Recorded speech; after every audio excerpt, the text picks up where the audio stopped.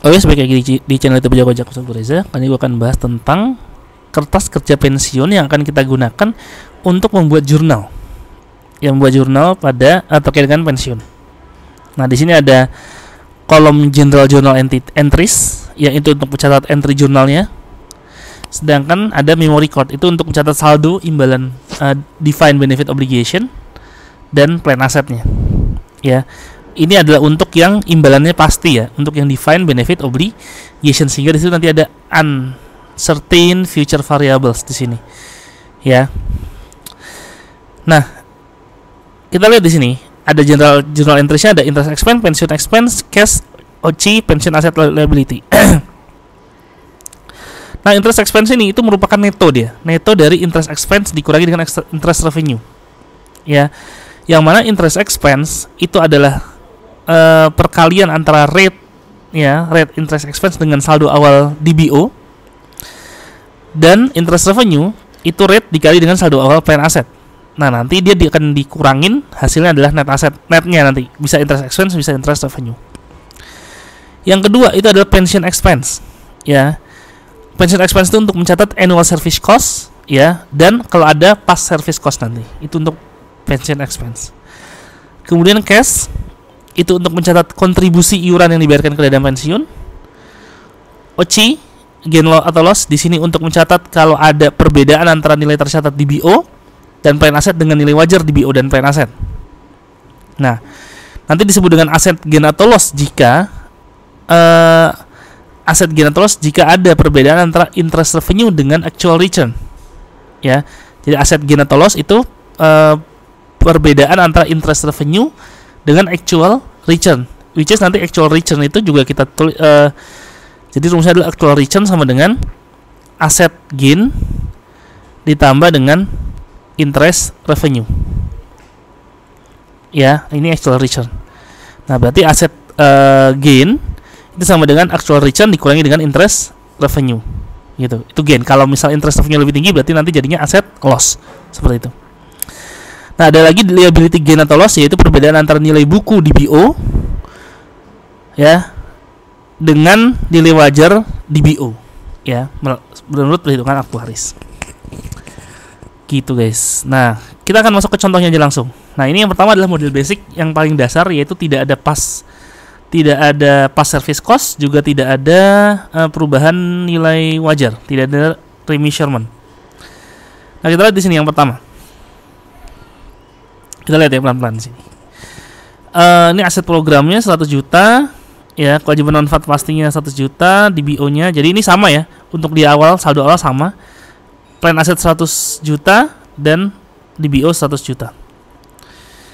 Nah, di sini ada biaya jasa tahunan, annual pension expense-nya adalah 9 juta. Ya. Ini kita catatnya di sini ya. Annual pension expense 9 juta dan dia menambah di defined benefit obligation. Ya, 9 juta. Kemudian tingkat bunganya 10%, berarti 10% dikalikan dengan 100.000, hasilnya adalah 10.000. Ini untuk interest expense-nya, dan interest revenue-nya 10.000.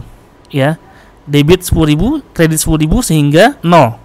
Ya, sehingga interest expense atau interest revenue yang kita catat di tahun ini, ya, di tahun 2015 ini ya, itu adalah 0, karena interest expense sama dengan interest revenue.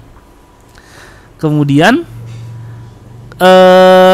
selanjutnya ada kontribusi pendanaan pensiun, kontribusi yang dibayarkan oleh perusahaan kepada perusahaan dana pensiun itu 8 juta. Berarti cashnya kredit 8 juta dan menambah plan aset 8 juta di sini. Dan kemudian ada benefit yang dibayarkan ke karyawan yaitu 7 juta. Ya, berarti di sini plan asetnya berkurang 7 juta, defined benefit obligation-nya 7 juta, nambah debit, si debit 7 juta. Nah, berkurang defined benefit obligation-nya 7 juta dan ada plan asetnya juga berkurang 7 juta di sisi kredit.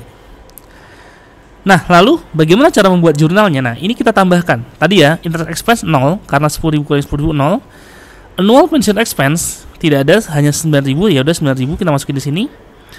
Cash hanya 8.000 di sisi kredit, 8.000 di sisi kredit.